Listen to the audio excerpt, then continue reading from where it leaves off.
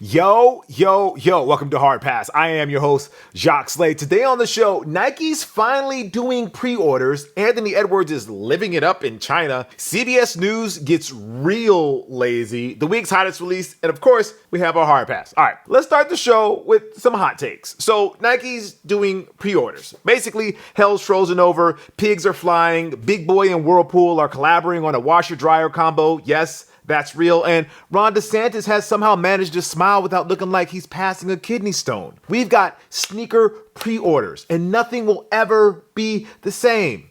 Okay, that's a lie. Absolutely nothing will change. It's sneakers, but it's still progress. So Nike rolled out something called Sneakers Reserve, not to be confused with Jordan Reserve, which is their quarterly attempt to juice profits by holding restocks right before they're about to do their earnings call. It's like your friend that suddenly starts selling essential oils and healing stones right before the rent is due. They probably could have avoided this by calling it something else besides Reserve, like, I don't know, sneaker pre-order. But to be fair, Sneakers Reserve does make me feel like I have an exclusive dinner at Nobu, but trust me, this ain't it. The first pair in the new system is the Nike Kobe 3 Protro Christmas. We'll talk about the Kobe 3s more in depth later in the show, but it's interesting that they use this particular Kobe model to test balloon the program. The Kobe 3 is often forgotten because of how the low-cut models that followed it have cast a huge shadow over basically everything. Maybe this was their way of getting people interested in the Kobe 3, who knows? In order to get the shoes though,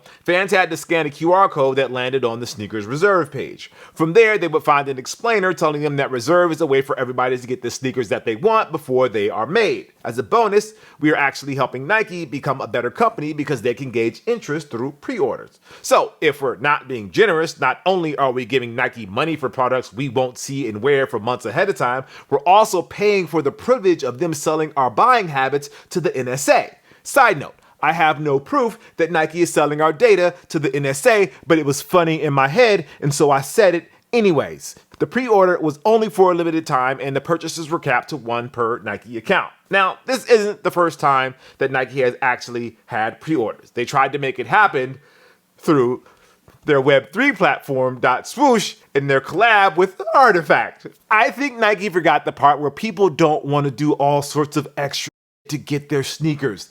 They just want their sneakers. It's like insisting on a side quest to buy Italian olive oil at Century City when you can just go to Walmart and buy the great value one. No frills, no fuss, just pre-orders. But because this is Nike, we still have a lot of questions about how it will work. What sneakers will be available for pre-order? How often? Once a week? Once a month? What's the lead time? And will Nike be transparent with the stages of production? Will a hype collab from Travis Scott or a cactus plant flea market still be hyped if everyone can pre-order? Can people back out and demand a refund after a sneaker has been produced? There's a lot to explore. We are essentially beta testing Nike's new business model for them, which is kind of depressing. On the bright side, at least it isn't Ticketmaster. Never go full Ticketmaster, Nike. Never. It's safe to say this won't be the only time we'll be talking about this here on the show. This week, Nike is also set to release not one, but two Book One player exclusives that pay homage to the iconic silhouette from the swooshes past, the Air Safari and the Neon Air Max 95. Unlike the Adidas Anthony Edwards one, a sneaker we dedicated almost the entirety of last episode to, the energy for the Book One has not exactly been popping, shall we say. Even though the AE1 dropped a few months earlier than the Book One, the two signature shoe debuts have invariably been compared to each other like their sneaker culture's Taylor Swift and Beyonce. And I'll let you figure out who's who in the analogy. By the way, shout out to future Taylor Kelsey or Travis Swift. Don't really know how they're gonna sort that out, but if Trav can somehow avoid a prenup, that might be the greatest finesse since Rob Pelinka convinced Nico Harrison to not tell anybody about the LUKA trade before it happened. Hopefully, Big Boy is invited to the wedding because I bet he's got a present all lined up for the happy couple. I still can't believe that it's real. Is Andre 3000 getting a cut of this? Anyways, back to Booker. Instead of being praised for bridging the gap between a modern performing basketball shoe and the look and feel of the 80s and 90s basketball shoe that the internet has been begging for since they figured out they can be anonymous douchebags online with zero consequence, the Book One has been hated on. constantly. Like, sure, Booker has his fan base that rides with him and loves the shoes, but every time he rocked a PE on the court, especially ones that reference the classic, it was met with, oh, why can't we get that? Or look at Booker gatekeeping. Maybe, just maybe, if y'all just saw the vision and realized that low-key Nike may have learned the same lesson that Adidas did and held off on a book 2 until it was the right time, eventually those PEs would drop. Nike officially revealed the book 1 on September 14th, 2023, 11 days before Adidas did the same with the AE1. Both are nearly 2 years old, and while we are getting close to the actual release of the AE2, the book 2 is still in the, hey, let's leak something and see what people think phase. I've been to Nike campus, people. Their R&D department is more secure than the signal chat at the Department of, they're gonna bring back the old name, the Department of War. Very subtle, guys. Very subtle. We make jokes about sneakers to hide our existential dread, guys. Anyway, speaking of existential dread, the Adidas AE2 seems to be arriving right on time. The book 2, could it be a matter of too late by the time it does drop? I guess we'll just have to wait and see. In our latest example of, man, sneaker brands really like showing us that their superstars are beloved rock stars overseas and that not everything revolves around our self-absorbed bubble of America, Anthony Edwards has been treated like royalty in China during his overseas tour with Adidas. It's not James Harden type of love, you know, the type of love where they treat you like a mix between Santa Claus, aka Xing Dong Lao, and Drake. Though I don't think Edwards is going to have to wait that long to become China's favorite American hooper. And Ant also wore the Adidas Anthony Edwards 2 for the first time. Not a bad place to debut the sneaker where you're hoping a lot of people buy the product, assuming trade between China, America, and Germany is still relatively honky-dory by then. Man, I really don't think people are ready for what is about to happen if all these tariffs and gutting of de minimis exemptions are not resolved sooner rather than later. If you're the type who likes to buy stuff on Amazon.co.jp or Temu or grocery shops at a 99 Ranch or a Seafood City, not because you don't like American-made goods, but because America doesn't make good shrimp paste, aka bagoong, you're gonna be screwed sooner than you think. We're so back, man. There's so much winning. Like, I can't even count how much winning we're doing. Anyway, this past week, Nike dropped the Nike Kobe 3 Protro for the first time, and I got a chance to test run them as a part of the Mamba League Invitational in downtown Los Angeles. You know, LA, that hole that apparently is always on fire and needed the National Guard to come in and calm things down. Yeah, that downtown Los Angeles. No, it was nothing like that, like at all. It was a bunch of kids, cool people, and yours truly honoring the legacy of the Black Mamba with a tournament for the kiddos. But along with the revealing of the Kobe 3 Protro, we got our sneak peek at Nike's first attempt at pre-orders and the world's first look at the Nike Kobe 3 Low Protro. That sounds like big news to us because, yo, the Kobe 3 low-key looks better than the 3 proper, which will be interesting. Moving on, Trick Daddy. A name that I haven't heard in a while unless I'm firing up a particular Spotify playlist titled 305 on my phone. Well, he's not pleased with his sneakers crumbling. Like, the horror of seeing gems from his collection is not unlike the fear I got when I watched Weapons. That movie is fucked up, man. Brilliant movie, but man, it's sleep with the lights on kind of nuts. Anyways, I talked about this over on my socials, but here is the rub. Wear your kicks, people. Let's science this thing. You know, for the people who still believe in science and not just what some dumbass comedian who's just asking questions and defending the First Amendment on his podcast is saying. A lot of sneaker midsoles are made with polyurethane for cushioning purposes. Polyurethane can break down over time when exposed to moisture in a process called hydrolysis. When the moisture is not allowed to escape, this accelerates the crumbling process. Wearing sneakers will help the moisture get out. Hence, wear your kicks. It also keeps the glue from drying up and causing damage as well. If you live in a hot and humid area like Florida, which is where Trick Daddy is based, and you store your kicks in a hot and humid place like, say, the garage, you can expect your shoes to crumble sooner rather than later. Sneakers won't last forever regardless of what you do to protect them, but they will have a longer shelf life if you take them off the shelves to walk the dog or cat or iguana once every few months. All right, for our pick of the week, it's the Converse Shea 001 in the butter colorway. This is on the 4th for $130. Hey, I'm not saying that the release of the Converse Shea 001 is more important to Shai Gilgeous-Alexander than becoming an NBA champion and taking home the finals MVP, but it's a lot closer than people think. Since making the move from Nike to Converse in 2020, SGA has easily surpassed the likes of Kelly Oubre and Draymond Green, who also signed with the brand around the exact same time. It sounds foolish when you look at it retrospectively, but there was actually chatter that Draymond could be for Converse in 2020 what Dennis Rodman was for the brand in the 90s. My, what a dumb take we had back then. Anyways, repping for the brand has paid off for SGA as he signed an extension in 2024 that included the position of creative director for the brand and probably the promise of a signature shoe.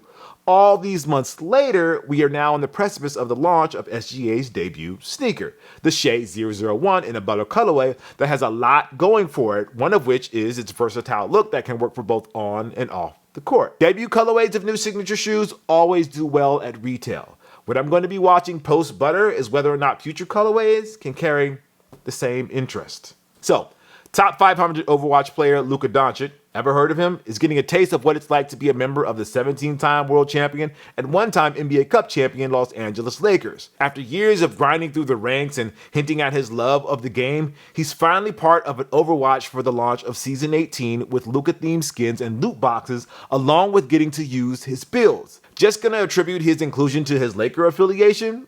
No big deal. And as a member of the Lakers, drama always follows because, well, of course it does. As part of the rollout, Overwatch has been plastering billboards of LUKA in Los Angeles, Dallas, and Poland.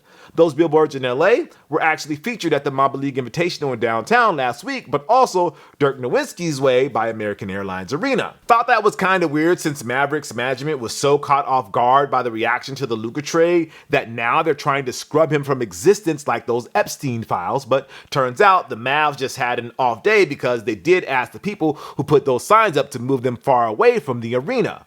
Overreaction? Probably. Drama on a slow sports news day? Absolutely welcome. The NFL season is about to start, and we're talking billboards and big boy washer and dryers. Again, what? Welcome to LA, LUKA, where every little thing is built up for drama. We appreciate your patience as you help us win number 18 and number 2. Before we move on to Hard Pass, I just wanted to call out a segment by CBS Sunday Morning where they talk about the Air Jordan line turning 40. It sounds awesome until you realize it's just the same piece they aired earlier in the year. No offense to the people who produced the story, but this kind of feature takes time to produce, and only the big outlets like a CBS have a shot of talking with the likes of Howard White, aka H, along with getting close enough to a Jordan Brand Bible that includes future plans. But man, there's so many ways this feature could have been better. Like, Dior 1 lows don't retail for $17,000, CBS reporter. The original retail price was $2,000. They may have sold for that much, but now I can get a size 11 for less than around 8 bands. Not that I'm saying I'm buying a pair of Dior 1s for resale. I'm just pointing out the discrepancy.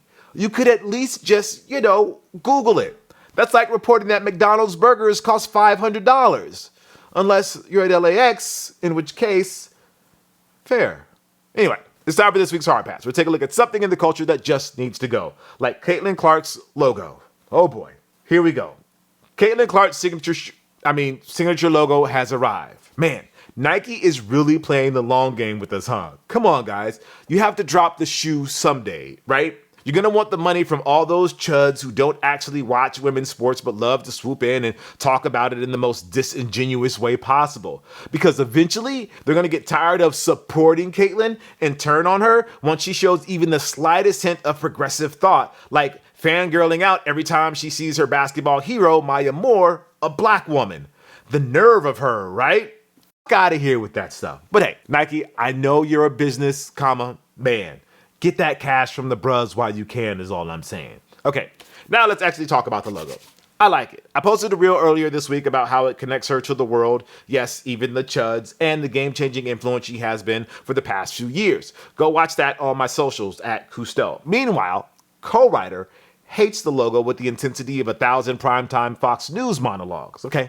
That's an exaggeration, which is what Fox News likes to say whenever their boss says something off the rails that hour, but he does not like the logo. In his opinion, it's another lazy example of interlocking the initials and making up some sort of hotkey explanation about how her game connects the world, which, if you read the Nike press release, does kind of sound like what co-writer is saying. The two interwoven C's reflect Caitlyn's magnetic connection with fans around the globe who are drawn to her unwavering confidence, steadfast commitment, and remarkable shooting ability.